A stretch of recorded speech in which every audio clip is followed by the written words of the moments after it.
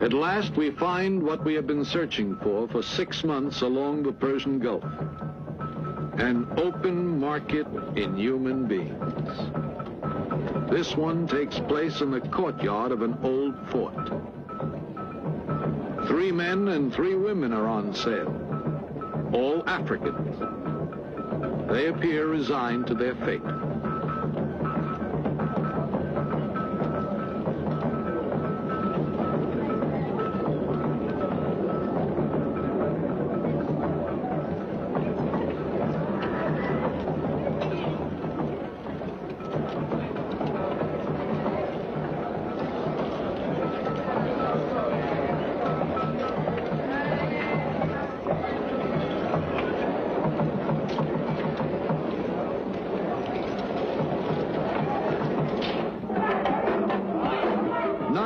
Slaves come from black Africa. They can also be procured on the Arabian Peninsula. Sometimes all you have to do is organize a party, the kind the British have called slaving parties. We hear about such a party in Qatar. There's music, dancing, laughter, the kind of entertainment that doesn't take place every day in the desert.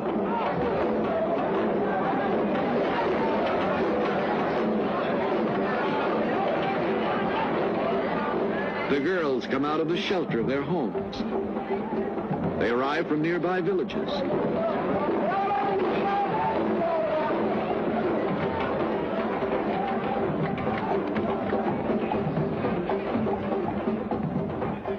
The canny organizers of the party have accomplished their purpose. They can study the girls at their leisure, decide which ones they will try to buy from their fathers or their husbands, which ones they will have to kidnap. Slavery, we are told, has been abolished. In point of fact, it still survives. In a small villa on the outskirts of an African city on the Red Sea, he gathers the children of his prostitutes in what is officially called an orphanage. Actually, it is a training school for slaves. For the first few months, the mothers can visit their children. Then, the Greek takes over, rearing the children and training them until they are old enough to be of commercial interest to the traders of the Middle East.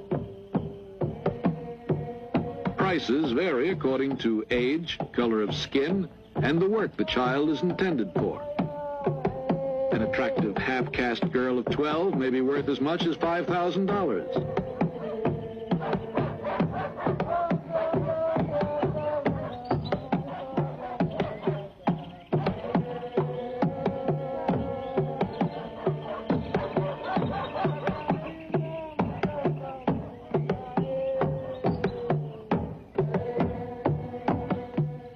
We have been told that a mysterious but important personage is due to visit the Greek today. We wait, and he finally arrives, unaware of the telescopic lenses that are following his every move. He is a buyer come to examine the Greek's merchandise and to purchase the best of it.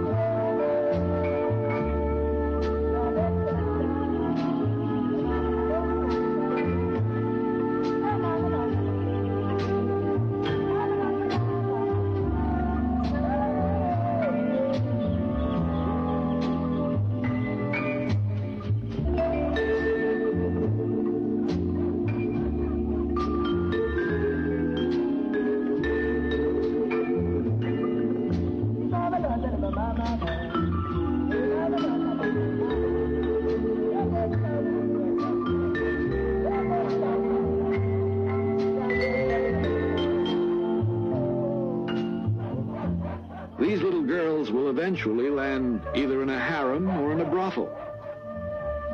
If they look happy at the prospect before them, it is because their training under the Greek has led them to expect a life of wealth and ease and love.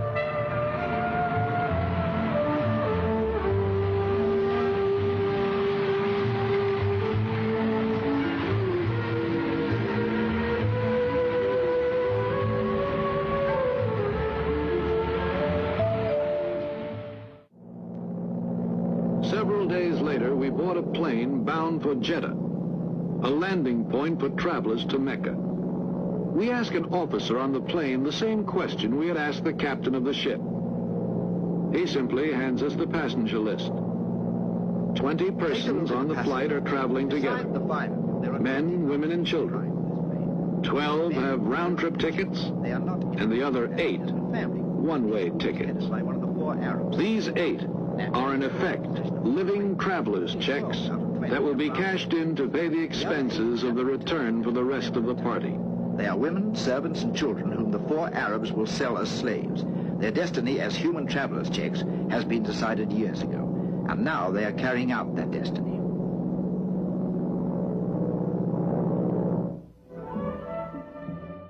Kuwait, with a population of scarcely 300,000, takes in close to $3 million a day in oil royalties.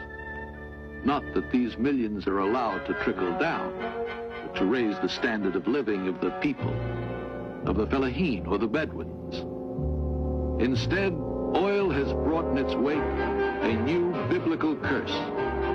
It has raised the price of human flesh.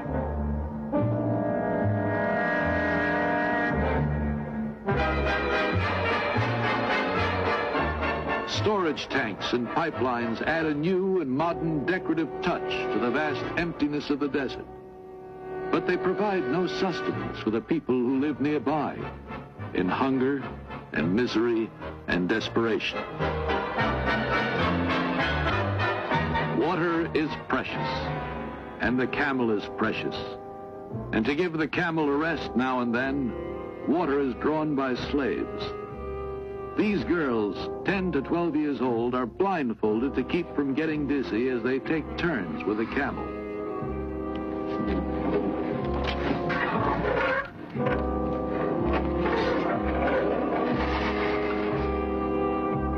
The most modern equipment available is used to extract oil from thousands of feet below the surface of the earth. But water must be drawn by the effort of human slaves.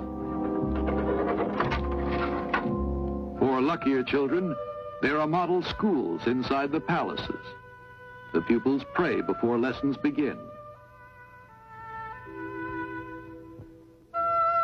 We are permitted to film the pupils as they come out of the royal school. More than 100, we are told, are children of the sovereign himself. Following them are the children of the princes and high dignitaries. They're clean, well-disciplined, happy children. But note that some of them do not carry books. These are children of the oil rich. Their books are carried by their personal slaves. Slaves received as gifts from their parents on their birthdays. Slaves who will grow up alongside their masters and serve as their personal gods. Most of these are children of palace slaves, and according to the law, they too are slaves.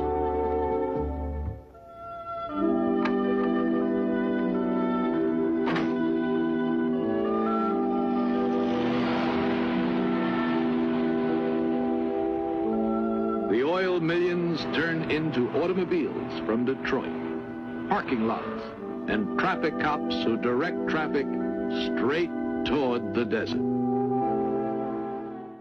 We travel along the edge of the Sahara to reach the Payouds, a pastoral people once numerous and powerful, now reduced to a few thousand by mass raids of slave merchants early in this century. They no longer have any cattle of their own. The great herds they lead to pasture are owned by Arab merchants, and the Payouds are so impoverished that they willingly offer themselves in slavery to the owners of these herds. But since they cannot all be taken, The young shepherds show their masters which are the strongest and most courageous among them by submitting to flagellation. The herd owners gaze impassively on the scene, enjoying vicariously the sadistic action before them, and knowing that the strongest will survive.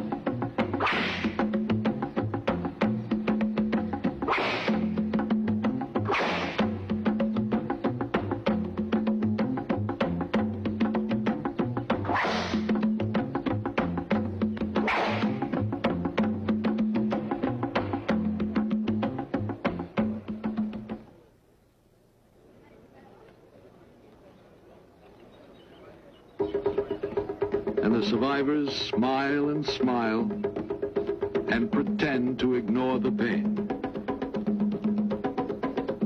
They fall on their knees and beg their Arab masters to accept their services.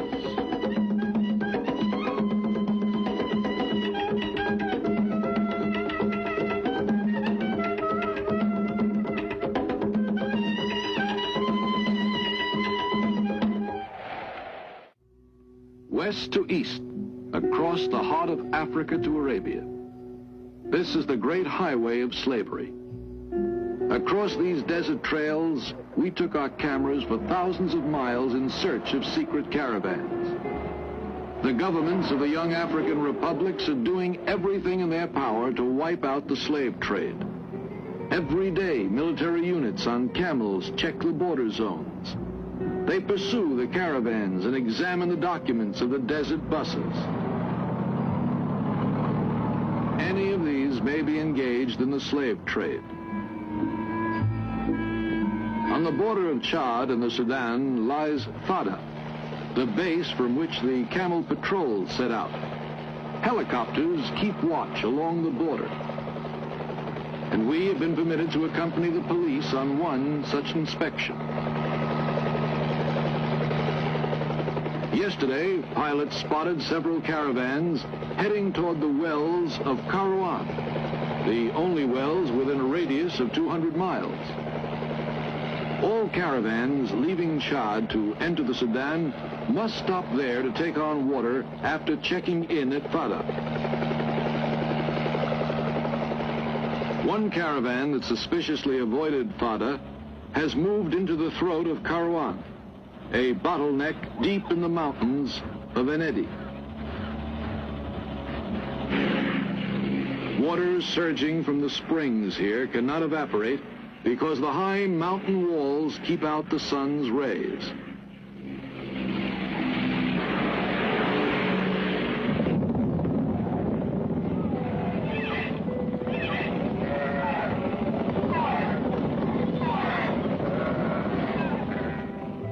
We reach our objective. There is no escape from the throat of Kairouan. It is a dead end.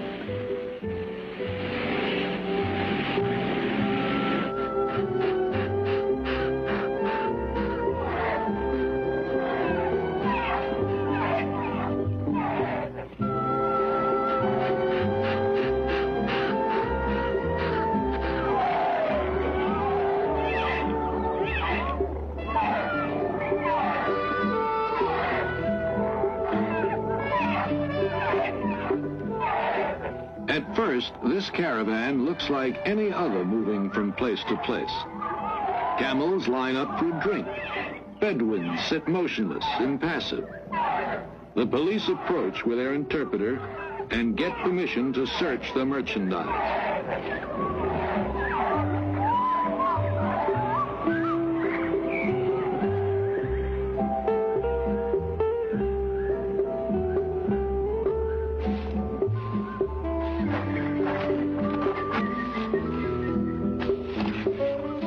The interpreter notices an odd-shaped bundle with a canvas cover.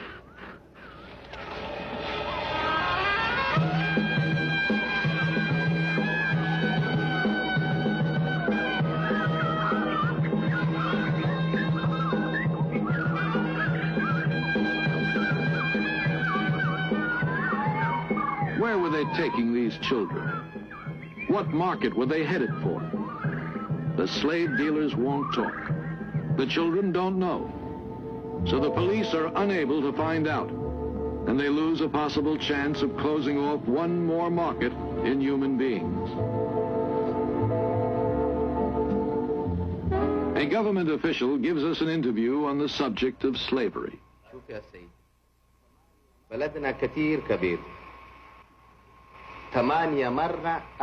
I can assure you, he says, that slavery does not exist in my country.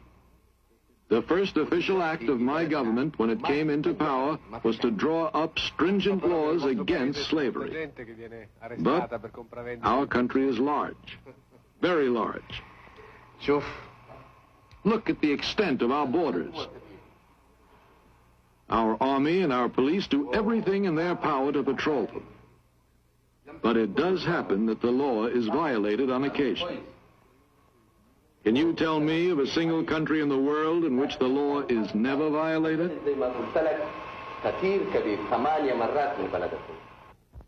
But here the law may be violated too often. Allahu Akbar, Allahu Akbar. Mit Gebeten hat man sie gelockt. Die Araber bringen bereits im 7. Jahrhundert den Islam nach Afrika und mit ihm die Sklaverei. Denn wer kein Moslem werden will, wird als Sklave in die muslimische Welt verschleppt. 17 Millionen Schwarzafrikaner trifft dieses Schicksal. Die Geschichte dieses Menschenhandels ist in Afrika bis heute ein Tabu.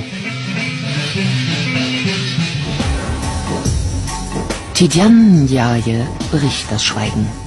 Der senegalesische Anthropologe fordert, die Sklaverei der Moslems endlich aufzuarbeiten.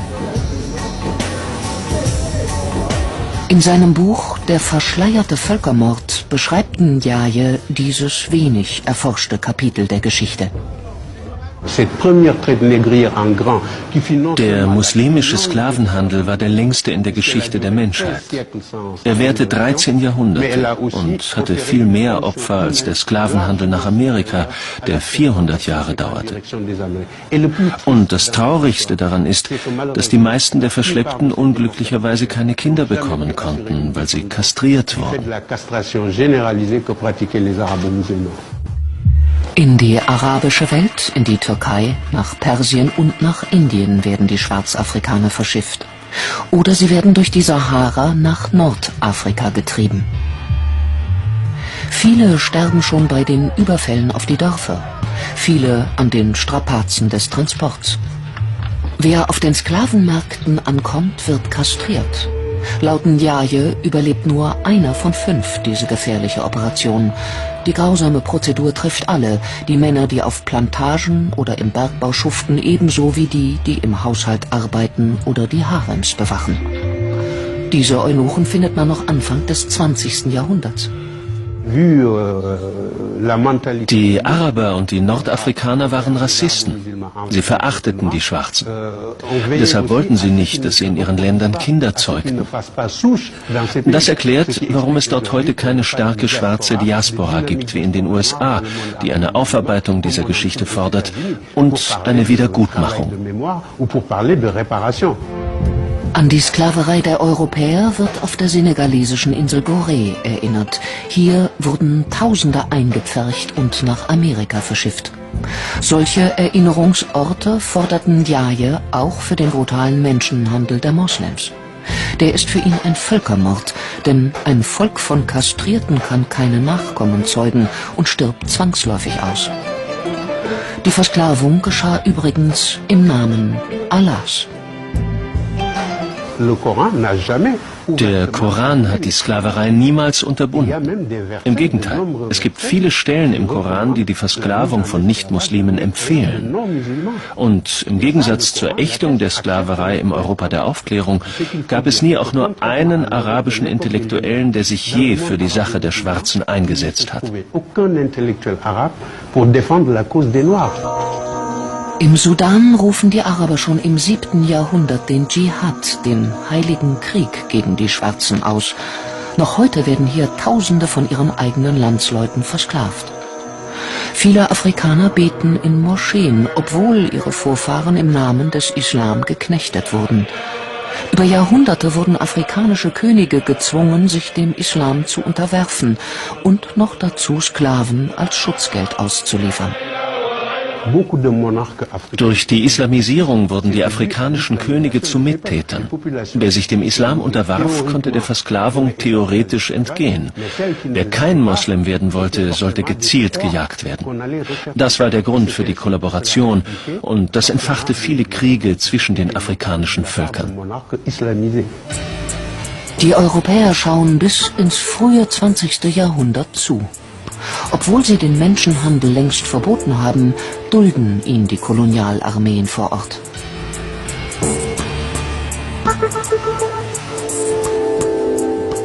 Ein Zentrum des schmutzigen Geschäfts ist die ostafrikanische Insel Sansibar. Hier landen die Menschen nach dem Verbot der Sklaverei in unterirdischen Verliesen. Den berüchtigten Tipu Tip macht der Menschenhandel zum zweitreichsten Mann Sansibars. Noch nach 1920 schuften Sklaven auf den Plantagen der Insel. 13 Jahrhunderte Sklaverei aufarbeiten, dafür gibt es offenbar weder in Afrika noch in der islamischen Welt Bereitschaft. Es gibt eine Solidarität zwischen den Afrikanern und den Arabern wegen der gemeinsamen Religion, dem Islam. Man zieht es vor, über diese schmerzhafte Geschichte nicht zu sprechen. Man richtet die Aufmerksamkeit lieber auf die Schuldigen, die alle schon kennen, die Europäer und die Amerikaner. Tidiane Ndiaye will das nicht hinnehmen. Weder als Intellektueller noch als Enkel eines senegalesischen Königs. Und auch nicht als Moslem. Christian boys kidnapped from the villages are confined to an Islamic school where they are made to study the Arabic language and memorize the entire Quran. Rising for prayers before dawn and studying until the late hours of the night, they are indoctrinated into the strict teachings of the Islamic faith. Those who refuse to cooperate are beaten and chained until they improve their studies. They must give up playing. Playing is harmful. It doesn't allow them time to study. Anyone who misbehaves, he's whipped so that he doesn't play anymore. When his colleagues see him being whipped, he will stop playing and become afraid. The Quran is difficult.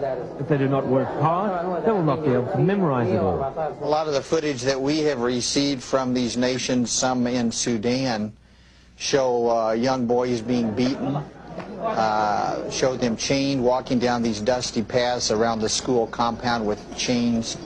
In one school, they have to write on a small board that they carry with them Quranic verses and then wash this board and drink the water. And their teachers tell them that drinking this water causes them or helps them to memorize this faster. Young girls have also been kidnapped and sold as concubines or given over to the sexual pleasures of the Islamic soldiers. Girls as young as 9 have been repeatedly violated. Tens of thousands of children have disappeared, hidden away by radical Muslims seeking to create a new generation void of any Christian faith. Christian men who refuse to submit to the Islamic movement have been imprisoned, beaten, and oftentimes mutilated. Others have been hung, nailed to trees, or drowned in the River Nile. I must admit that I too, among hundreds of millions of educated people, was under the impression that the African slave trade was the sole responsibility of the Christian Europeans, the white race. That is, until I started exploring the subject in greater depth, and especially after reading an incredibly enlightening book called The Legacy of Arab Islam in Africa by John Alambila Azuma.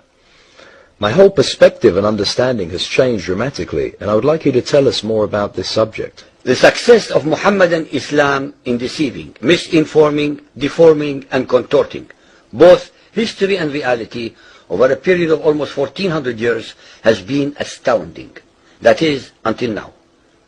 The greatest tragedy about this particular subject is that most of the descendants of African slavery, the black people in the Americas, around the world, as well as among the African blacks, are totally ignorant of the actual facts.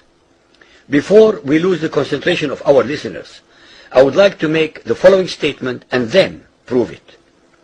That the worst, most inhumane and most diabolical institution of the black African slave trade was initiated, refined, perpetrated and implemented by the Mohammedan Arabs and later aided and abetted by the black converts to Mohammedan Islam. I predict that, as usual, the two subcultures, those of denial of facts and of political correctness, will attack us without once disproving a single statement and or conclusion that we make. Slavery was not created by the white races, because it has existed throughout human history and practiced by every tribe, culture, civilization, racial group and religion. In fact, the very word slavery has its root in the name Slav, based upon the Slavic peoples of Europe who were subjugated by other Europeans. It is not common knowledge that the Arabic word abd is synonymous with the meaning of slave.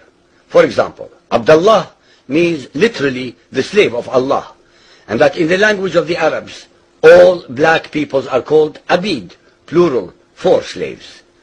While much has been written concerning the transatlantic slave trade, surprisingly little attention has been paid to the Islamic slave trade across the Sahara, the Red Sea, and the Indian Ocean.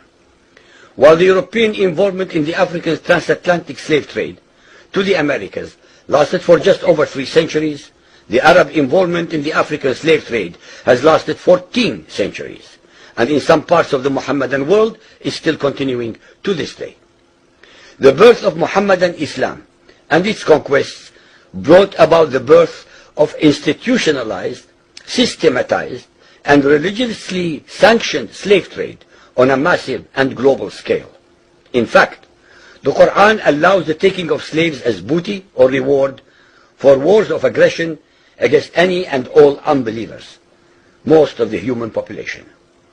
This has led to an enormous number of so-called holy wars, jihad in Arabic.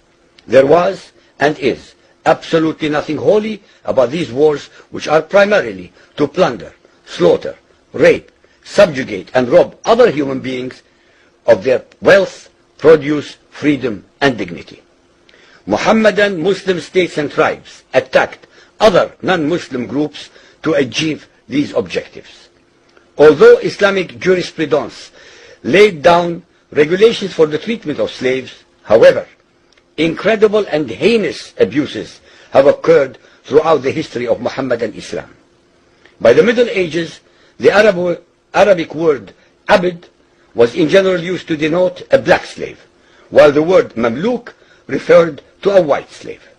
Ibn Khaldun, 1332 to 1406, the preeminent Islamic medieval historian and social thinker, wrote, "The Negro nations are, as a rule, submissive to slavery, because they have attributes that are quite similar to dumb animals." It should also be noted that black slaves were castrated based on the assumption that the blacks had an ungovernable sexual appetite.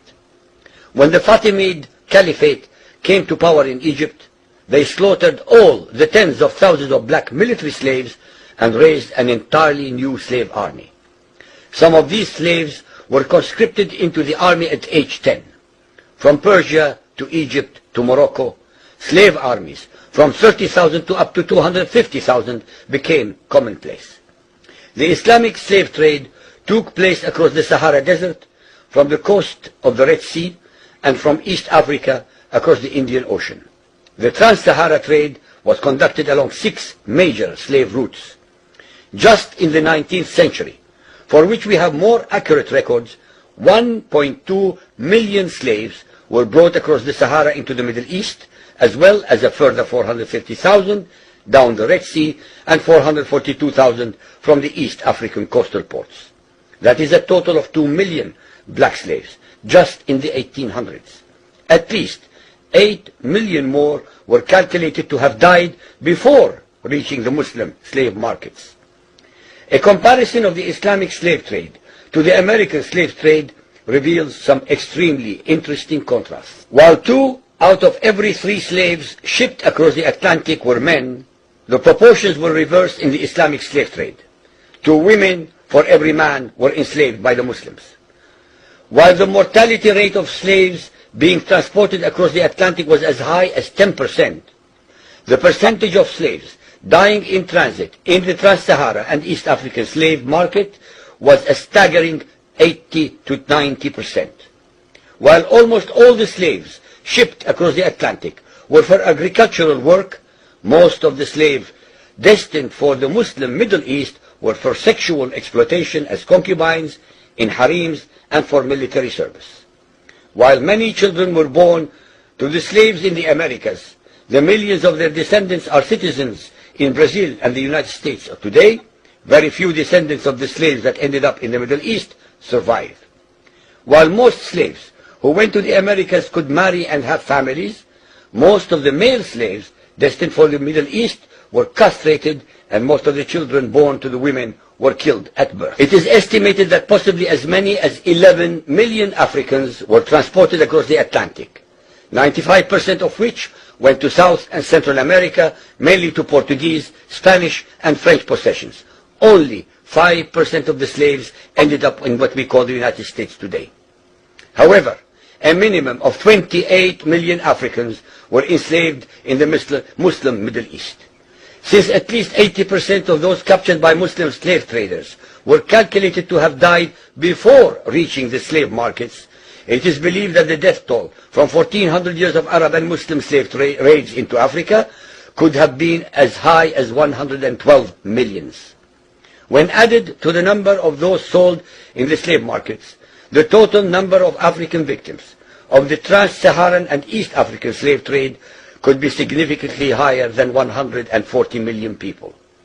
What is obscene about this whole subject is the Muhammadan, Muslim, and Arab culture of denial regarding their complicity in the African slave trade, as well as the ignorance of black Muslims about the reality of their past and present conditions.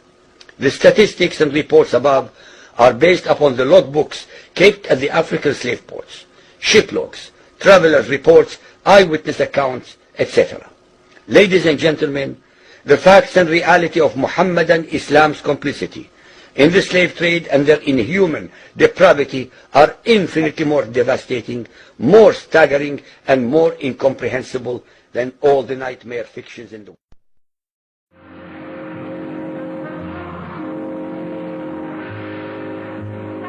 In Chad, a young woman is sold into marriage by her father for 100 salted loaves. The United Nations Convention on Slavery lists such a sale without the woman's consent as an act of slavery.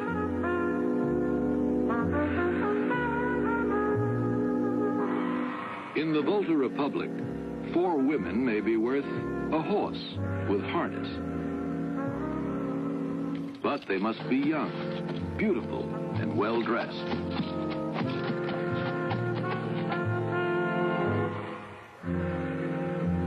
This little girl is worth exactly 70 empty bottles.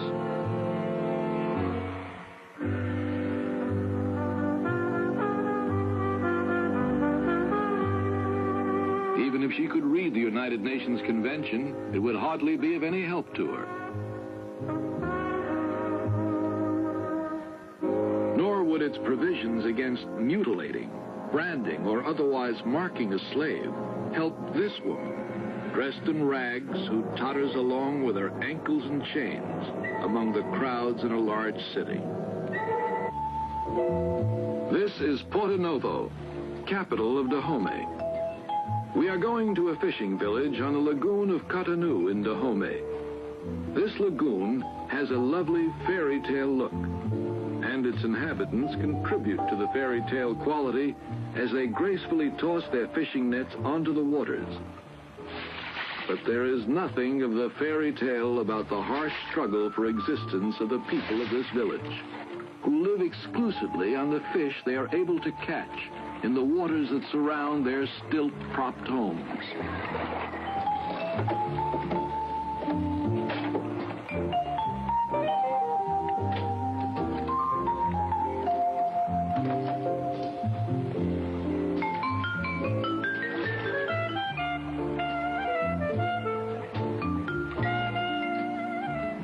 The village is famous in this region for the beauty of its girls, but the lagoon provides only a meager living at best, and many of the male children urge their parents to get rid of the females, the least useful members of the community for work and fishing.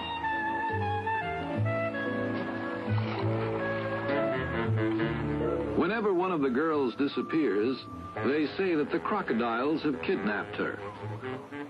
The fishermen believe that these crocodiles are the incarnation of their ancestors, and they are therefore held to be sacred.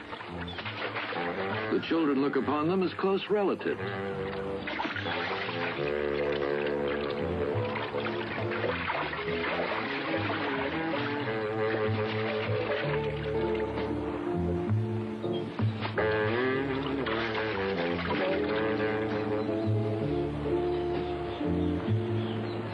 A girl has disappeared. Her father makes a fine show of lamenting and weeping. But if ever the expression has had a true meaning, these are crocodile tears. Actually, the girl has not been a victim of the crocodiles. Her father has simply sold her to a slave dealer. Where do these girls end up? Sometimes they are bought by men from nearby villages and become part of the material wealth of the new tribes. But more often, they are spirited away to the Arabian Peninsula to become concubines in the harems of the desert princes. 2 cameras are hidden at a safe distance. A microphone is buried out of sight. Above all, we bring money.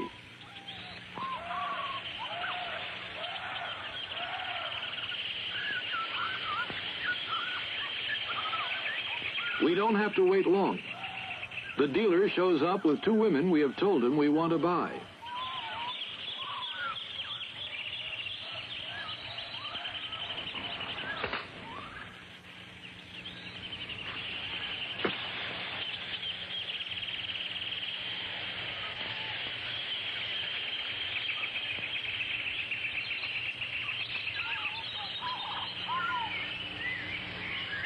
How do you do? How do you do? Fine. What is the name of these ones? This is Margaret, and this is Mary. 300 pounds, 300 pounds. Can you see? Fine. The experiment has succeeded. We set our slaves free, seek a new master, if they are to survive.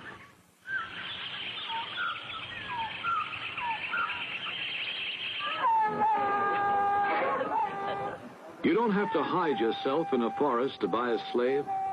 You can buy one on the outskirts of a large city as well. This is an African city at night. One gigantic flophouse. A huge bed of misery and desperation.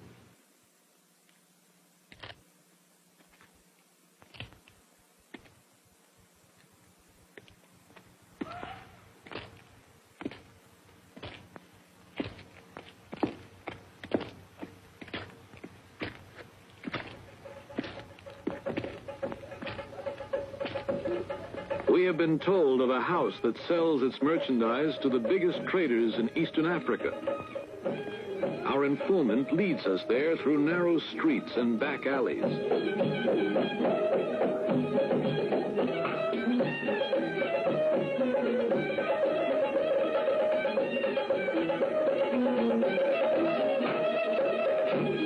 Then we watch a girl being bargained for by a rich merchant passing through town.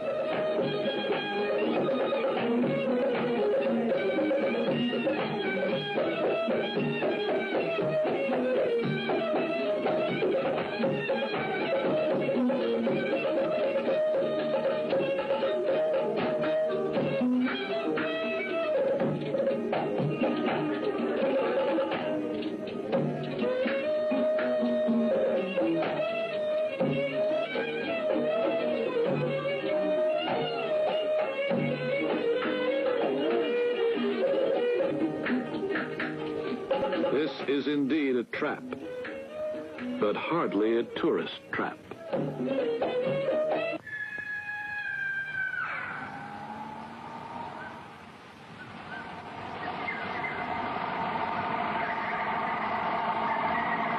We are in the neighborhood of the oasis of Ahila, on the edge of an airfield abandoned after the war. An old plane lands, and simultaneously a truck emerges from the darkness.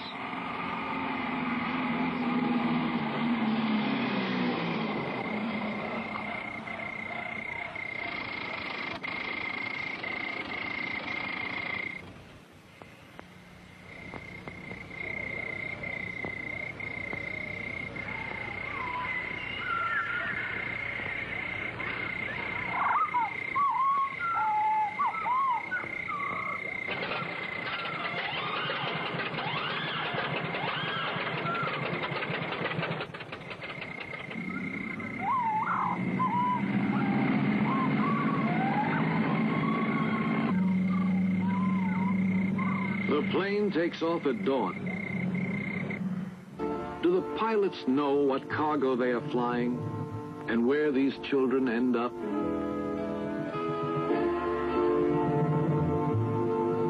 We find our answer. Great opportunity for the slave traders lies in the pilgrimage to Mecca. Mecca is the heart of Islam, and Islam is the third religion in the world.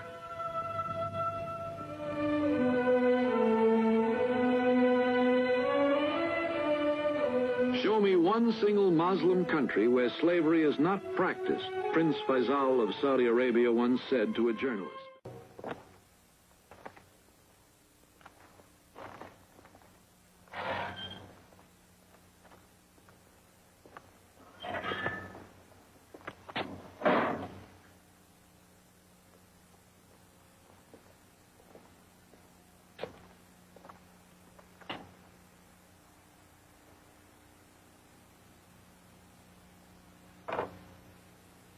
We are sorry to have to drag the United Nations into it again, but there is something we must add.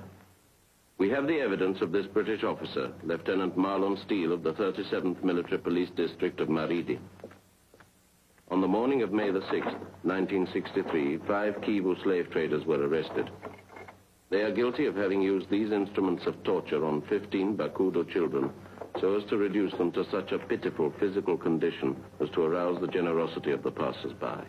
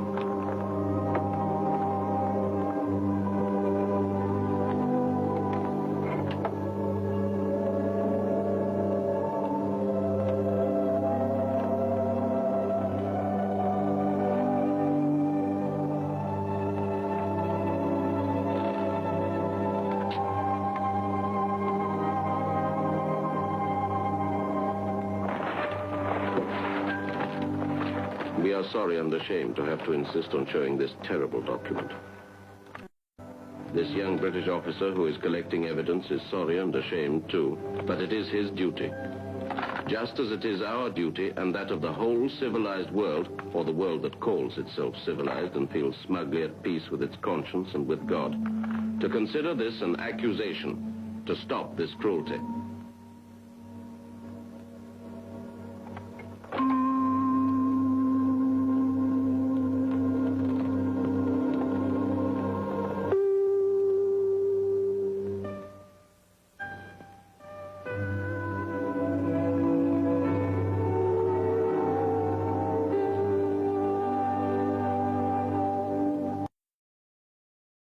a poor neighbourhood of Mauritania's capital, Nouakchott. Habi and her son don't have much, but even so, it's a lot more than they used to have when Habi was a slave to an Arab family. 2 years ago, an organisation campaigning against slavery rescued her from her former masters. In the beginning it was very difficult for me. It was very difficult to leave my masters because I thought there weren't any other options. I just couldn't imagine I'd be able to live without them. Biram Ould Abaid works for the NGO in question, SOS Slaves. He says it's freed more than 50 slaves over the past 2 years, but that there are thousands more still out there. The slaves are mainly from the ethnic community known as the Haratine, a group oppressed for 800 years in the region, so long that slaves too often simply accept their fate as an inferior caste.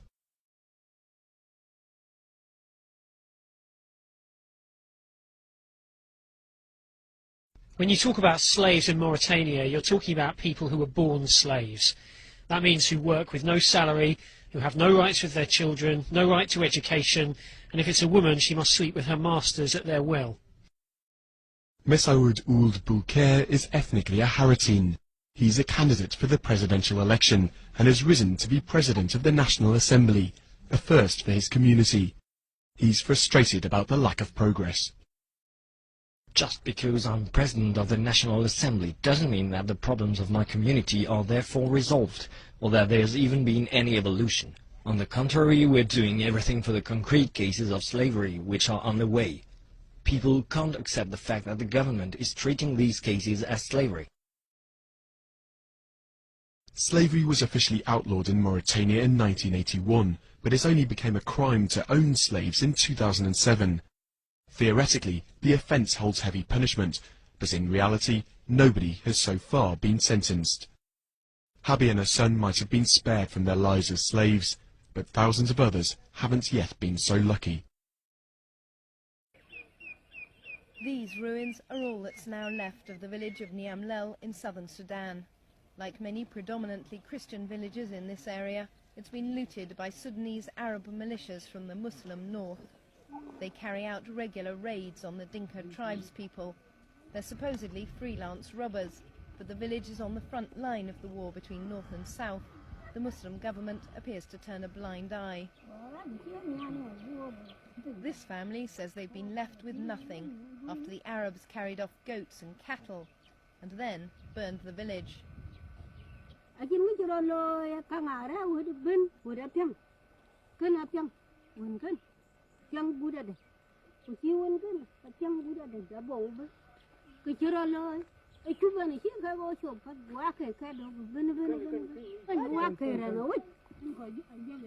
Up to 300 villagers were killed, mostly men.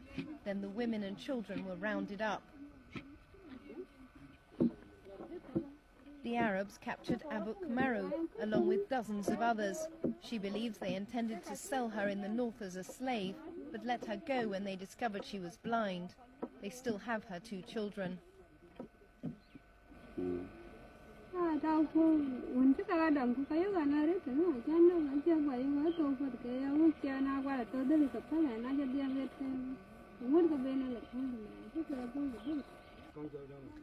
Akai Barjok was captured in the same raid along with her 3 children. She was rescued by her husband, who undertook the dangerous journey to the north, where he found his whole family had been sold into slavery.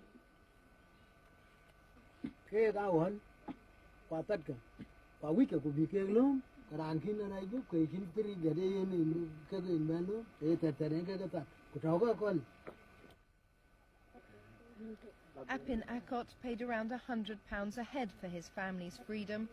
It took him months to earn the money, but few people managed to make the journey north. So 4 hours walk away from the village, a new market has sprung up. Arab traders have realized that they can sell escaped slaves back to their families for 5 times the price in the north. At this market, former slaves change hands for £500, a few Kalashnikovs, or 5 cows a head. A group of 22 people wait to be sold. To get here, they've escaped from their owners and been rounded up by the Arab traders, who bring them back to the south. Until money changes hands, they won't be free. 600,000. 22. Was 22. The practice has disturbed some Arab merchants.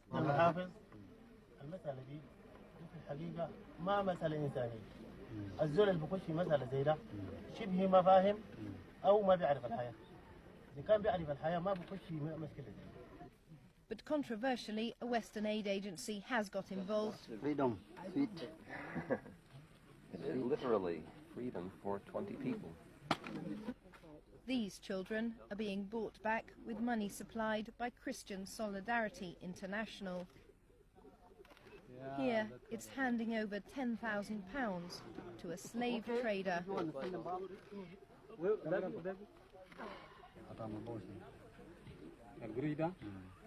نشتغل نعيش بس ناكل ونشرب. ولا بتاع برك. ده لا هذا التعليم اللي سمعته. أنا بقول القروش ده ما لي أنا براي. The charity made a clandestine visit to the area, which is closed to aid workers. Baroness Cox, the British Conservative peer, defended the programme. You came here and you saw families whose children were enslaved, families who've lost everything. They've lost their livestock, they've lost their means of living, and they have to raise the equivalent of 5 cows to buy their child back. Would you leave those children in slavery if you could actually enable the local people to redeem their own children's freedom? The practice of taking slaves has flourished during Sudan's civil war. Niamlal village is close to the Sudan People's Liberation Army, fighting government forces in the north. It's alleged that the government is training and even arming the Arab looters to further its military goals. They are practicing the slavery and they are killing people, innocent people, without any reason.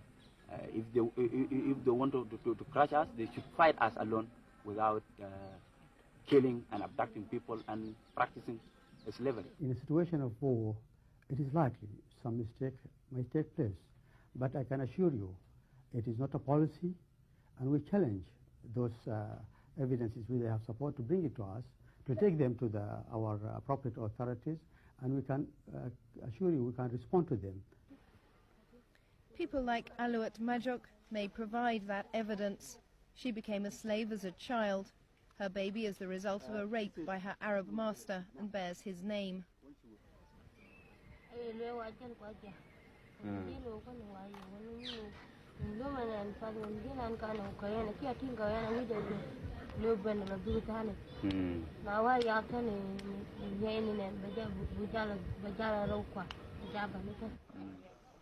Sudan has been at war for over 15 years. It's left its mark on almost every aspect of life. International slavery was abolished 100 years ago, but in Sudan no one seems to have noticed its passing.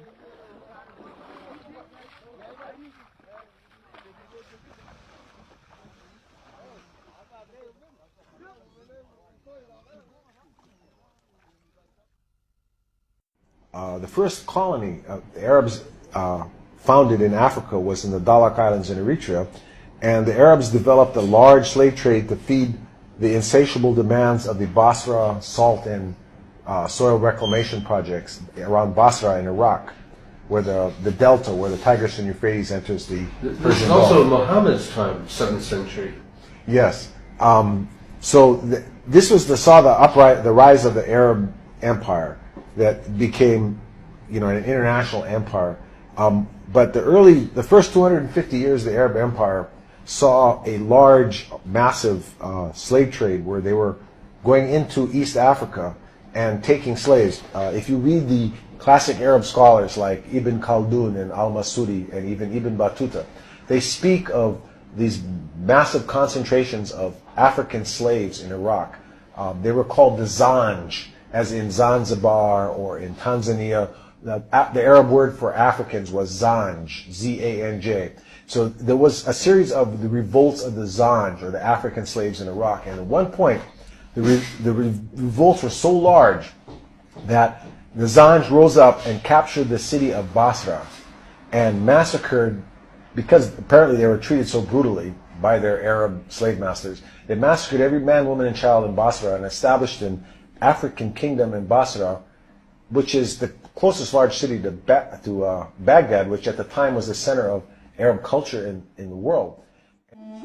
The first great African slave revolt historically documented took place in Iraq. Known as the Zanj Revolt, it lasted from 869 to 883. Thousands of African slaves from East Africa working in the salt marshes in southern Iraq joined forces with other groups to revolt against slavery and for social changes. The Zanj rebels even established their own state with its capital called Al-Muqtada, and during 14 years seriously threatened and challenged the reign of the Abbasid Caliphate. They spoke of, al-Masudi in particular spoke of one plantation in the salt fields of Basra that had 50,000 African slaves there. Now, if 50,000 African slaves were living there, to get those 50,000 African slaves, they had to capture 100,000 able-bodied adults in East Africa. Because out of every 2 slaves that are captured, 1 would die in transport. So, if in the Americas, if a slave life lasted 7 years, let's just say for round figures, the Africans in the slave fields of Basra lived for 10 years. That means every 10 years, 200,000 new able-bodied adults had to be captured in Africa to supply 100,000 slaves to keep the Basra plantations operating. So that means in 100 years, you're talking about 2 million African able-bodied adults were taken from East Africa to Iraq. Okay, and they're treated so brutally that they regularly rose up in rebellion. Not so much in the European slave trade in Africa, but in the case of the Zanj, the African slaves in Iraq, there was subhuman bondage. And that if you read the Arab writers, the description of the African slaves, where they spoke of them having large sexual organs, of smelling bad, of being thieves, of wanting to rape their women, of being dishonest and lazy. Which I did in the University of Birmingham, UK. And I wrote the book because there was very little writing on some of the themes that I wanted to address, that I addressed in the book, having to do with the theme of Islam's interaction with African traditional religions, the whole history of jihad in West Africa, and as part of that, a very important part of that, the slave raiding and the slave trade that happened within West Africa by Muslim communities. That was why I wrote the book, because not many had written on these kind of themes in Islam history in West Africa. Now, I'd like to look at one of the topics in your book, the topic of colonization. We know that the Christian West colonized Africa. The West has acknowledged this and is self-critical in this regard. Did the Islamic empires colonize Africa? Well, yes, there was a lot of activities on the part of Muslims in Africa, especially in West Africa. What happened there was not necessarily outside colonization, but there was a form of colonization in the sense that the dominant Islamic tribes conquered weaker tribes and imposed Islamic rule over them. And therefore, there was some kind of internal colonization going on. The Fulani in West Africa in particular were very much in the habit of conquering and imposing Islamic rule on other tribes. So that was a form of internal colonization, yes. What about with the Arab conquest of North Africa? Was that a form of colonization? Absolutely. That the Arab conquest of North Africa was a form of colonization that took place in the 7th century when Arab Muslims burst out of Saudi Arabia and conquered Egypt and went on to conquer the whole of North Africa. There were a lot of Berber tribes there. The Egyptian Copts were the original indigenous of the land, as well as the Berbers. And they were all conquered and Islamized and Arabized. That was also a form of colonization, definitely. Now, do Muslims today acknowledge this? Are they self-critical about this? Not to the extent that the West has become very critical. In fact, many Muslims don't even admit that there was any form of colonization. Even though if you talk to the Berbers, and let's be also aware that many of the Berbers will become Muslim, the Berbers will tell you they have been colonized. They have been, there's been Arab imperialism. The same thing in Egypt. The Copts know that they are the original, the indigenes of the place. They feel like they have been colonized. The same thing will happen we talk to Sudanese. They will tell you that Sudan was colonized by Arab Muslim invaders. So yes, they will not admit it, but there is that kind of history there. Okay, thanks for that. I want to move on to the topic of slavery now. Did the Muslim empires practice slavery? Absolutely. But slavery was a very important part of Islamic expansion in West Africa, and in fact in the Sudan, and from the very earliest period of Islamic penetration into Africa. It started by buying, purchasing slaves and trading in slaves, and then it went on from purchasing to raiding for slaves and capturing slaves deliberately, especially mainly black Africans, and transporting them into North Africa and into Saudi Arabia, the Arabian Peninsula, and onwards to the Ottoman Empire to Turkey. So slavery was a very endemic part of Islamic interaction with Africa. And in West Africa, the jihad's period of the 18th and 19th century involved massive slave raiding and slave trading. And many of the slaves that were captured and sent and sold and taken into the transatlantic slave trade, most of those who were doing the raiding at the time were Muslim communities. Because they were the dominant tribes. So a lot of that happened. That is not to say that non-Muslim communities were involved in raiding, but the dominant tribes were the Muslim communities that were doing the raiding at the time. The treatment of slaves is a topic that you bring up in your book. Can you talk about some of the differences in the way that slaves were treated in the Western world compared to in the Islamic world? Yeah, one of the themes I explored in my book is this perception that Muslims treated their slaves much more humanely than the Western slave trade. And what I found out in my own research was that that is not necessarily the case, and that there were very harsh treatments of slaves by Muslim groups. It was just a done deal at the time. And one of the key differences I looked at in my book that whereas slaves taken to the West were able to marry and reproduce and have their families, and you can still find large populations of African Americans today in North America and in the Caribbean, you go to the Islamic world and you find very few black remnants of the slave trade, which was very massive. And one of the reasons is that many of the male black slaves taken into the Islamic world were castrated as eunuchs, which meant that they could not, of course, reproduce. And the other factor is that many of the women were taken as concubines by their slave masters, and they gave birth to mixed races, and they were very much absorbed into the society.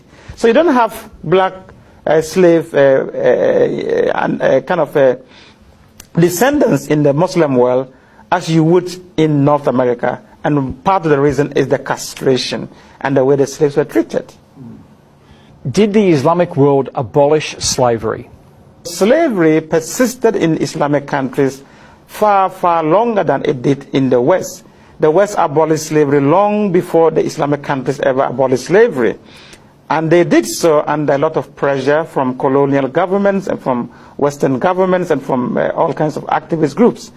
And in fact, the Saudi Arabia, for instance, abolished slavery in 1961 or 1960 thereabout, whereas Mauritania abolished slavery in 1981. And these were done on paper, and a lot of it is still being done. In practice, there are still a lot of slaves in Muslim countries. And the Sudan, during the Civil War, there was a lot of slave raiding going on, done by the Arab Muslims in the north against the enemies and the Christian Africans in the South. So even up to the 90s and this century, there was still capturing of young African men, boys in the Sudan for sale. So slavery continues, even though it has been abolished on paper in many Muslim countries. I often hear Muslims talking about the golden age of Islam, and they look back to this as the time when Islam ruled, and this is the golden period that they look back to. What's your understanding of the golden period, the golden age of Islam? Yeah, it depends on which Muslims group we are talking about, but the golden age of Islam, many Muslims look back to the period between the 7th and the 9th century, when during the Abbasid Caliphate, or rather from the 9th century to around the 13th century, during the Abbasid Caliphate. They talk about it as the golden period of Islam. But if you look at that history, it is fraught with difficulties, with a lot of problems. Yes, a lot of progress was made under that period. There were times of very stable rulership. There were times of progress in terms of learning and science and exploration. There was a lot of that going on. But that does not necessarily, and that was the time that Islamic orthodoxy was formalized. So there were a lot of milestones within that period. But in terms of golden period, I think it's very tricky to begin to talk about golden periods. If we look back and look at how messy the whole situation was at that period, and many other periods in Islamic history, just like many of the other empires. Yeah, because from what you were saying, it was a time of conquests, colonization, and slavery as well. Absolutely. With everything else. Absolutely. So there may have been those great moments, but there's still conquest, colonization, and slavery as part of it. Absolutely. And during that time, it has to be said, Muslims were not the only ones who were conquering, other people were conquering also. And slavery, yes, during the 9th up to the 13th century, slavery was still very much an Islamic phenomenon as compared to the West. Of course, there was ancient slavery in many other societies, but in terms of chattel slavery, in terms of slavery as an institution, that was profitable. That was very much still an Arab Islamic preserve until the West came in sometime from the 15th, 16th century onwards. So yes, there was a lot of that as part of that so-called golden period of Islam. Now, discussing these ideas in our universities is not always an easy thing to do. In your book, you write, hence, in the study of Islam in the West, the dominant convention is that a critical approach is reserved for the Christian past, but forbidden for the Muslim past. The net result is a romantic picture of the history of Islam, avoiding and sometimes denying such issues as the jihadist slaughter and mass enslavement of traditional African believers. Can you just talk to us a bit about your experience as an African in the Western universities talking about these issues? Yeah, that is actually a very important question. I, as an African who embarked on the study of Islam in Africa, was very frustrated that, especially back in the 90s when I was doing my studies, that Western academics were shying away, almost self-censoring on these difficult themes of jihad, of the violence associated with jihad, and the slave raiding and slave trade that was very massively undertaken by Muslim societies in Africa. And some only noted in a footnote, and we don't want to discuss it. And that was very frustrating. Meanwhile, they will go at length and talk freely and openly about the Western transatlantic dimension of slave trade. And so for me, this painting of a very romantic picture of the Islamic past in Africa was hindering interfaith dialogue and dialogue between Muslims and Christians in particular. And especially in a situation where the radical Muslim groups were laying claim to these histories, these romanticized histories that was written mainly by Western scholars, that they had a golden age of Islam in Africa that they want to return to. Unfortunately, Many of the groups that we have today that are ideological Muslim radical groups, and even Boko Haram in Nigeria, are laying claim to some of these romanticized histories that has been contributed to by Western scholarship and academia on the West of Islam in Africa. And this is what I was trying to challenge and to raise questions about, that we have to paint a more realistic history of the past. Africans have to get a more holistic history of their past if we have to live together, have meaningful dialogue between ourselves as Muslims and Christians. So what do you think is the way forward? Yeah, I explored in my book, the reason why I wrote this book was not to be polemical against Islam or anything of that sort. It was simply to say to African Muslims, my co-Africans, fellow Africans, that look, both on the Islamic and Christian fronts and on the past, we have difficult histories with the way these traditions interact with Africa. So we need to take both histories critically. We need to study the histories critically, instead of denying and romanticizing one history. Because when we do that, we are not going to, unless we understand our past very clearly and honestly, we cannot move forward with any sense of integrity and mutual respect. So the whole idea is, how do we move forward? Let's have a much more critical discourse of our past, and then we can move forward with meaningful futures together. That's the only way to move forward in this. Thank you very much for talking with us today. Thank you.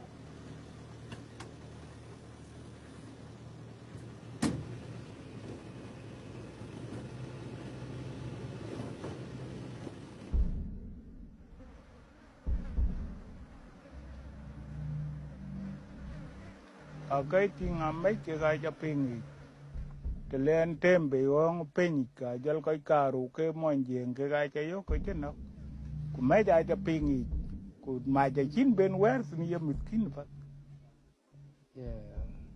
ku nian dele ku baiki anakit pat dan chin no ka chin tangi je to ku wong kin nyai a wor wel pat wong ki de no ne na chi kwa de ten qua the kin ga ken nam ya ai chi nyai.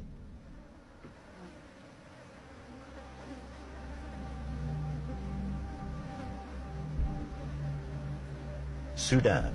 Since 1952, this enormous African country has been struck by a civil war between the north and the south.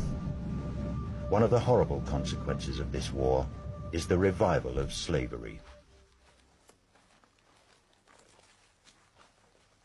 Mình kaka chỉ là biểu á, cả là yêu gì, cái cả đọc á, cái này lúc yêu bài của chúng ta như thế thì cả rồi chỉ là uy, phải chỉ tiền uy, cái cả bên này yêu quyết tục rồi này, chỉ giờ lôi cái khâu phát cái vấn giờ lên như tiền cái là khâu, cái vấn này chỉ tiếng của ra, giờ lô cái là đất pin, cái chính thức bên này yêu, ngồi đầm đầm cái đó, đầm không, cái đầm sao tiền không.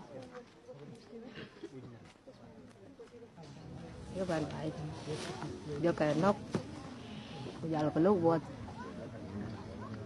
le wengo wale wengali kule le ngulo dongi ba wale na ndala da le kala na liwe ni mai yu nya papa le liwe budan tapi budan je ka gwa kala bo te lang na chin ge tinya an jala bala po pe ben a po kai le ting ri ju ba bo le yin cái là cái mu ju coi có gà le mu yin coi cái po mu re ne la ko ba po thế.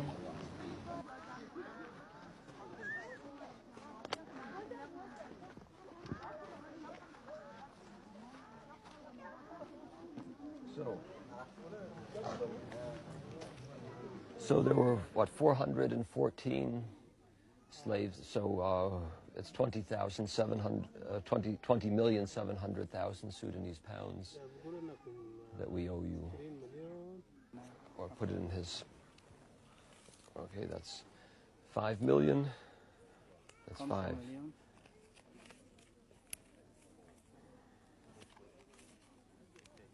That's 6 million. 6 million. 13 million. 13 million. Yeah, we are here and you have come back because there are many people around the world who've heard about the suffering of the slaves in Sudan. I can only name a few, but I think of Bishop Caesar Matsalari and Bishop Makram Ghazis.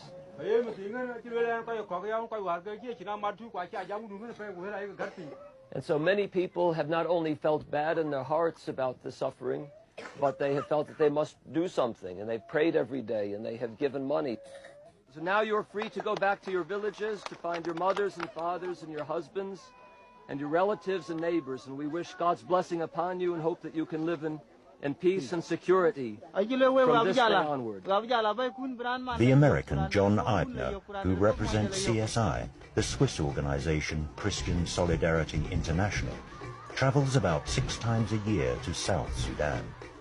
During his visits, he buys back the freedom of women and children that have been enslaved. This is the wife of his brother, and this is his daughter. Ah, his daughter. And were they taken at the same time? The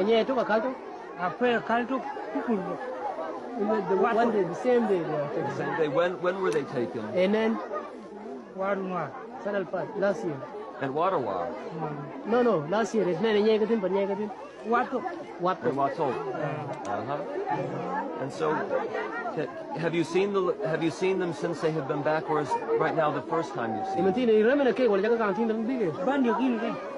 now. That was the first time. Very good. Well, we're very happy. No one knows exactly how many slaves there are in Sudan, but we have reasonably good estimates of the numbers, and we reckon that there are over 100,000 chattel slaves in Sudan. That is, slaves that are the private properties of private masters. And there are many more people who are subjected to slave-like conditions who have not been kept by private masters but end up in government-run concentration camps, which the government calls peace camps.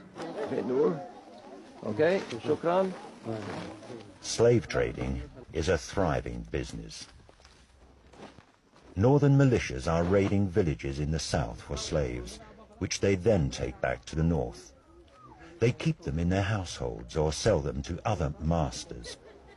A few Arabs in the north, so-called retrievers, are tracing the slaves and buying them. They then bring them back to the south, where these retrievers present the slaves to John Eibner, who is buying their freedom.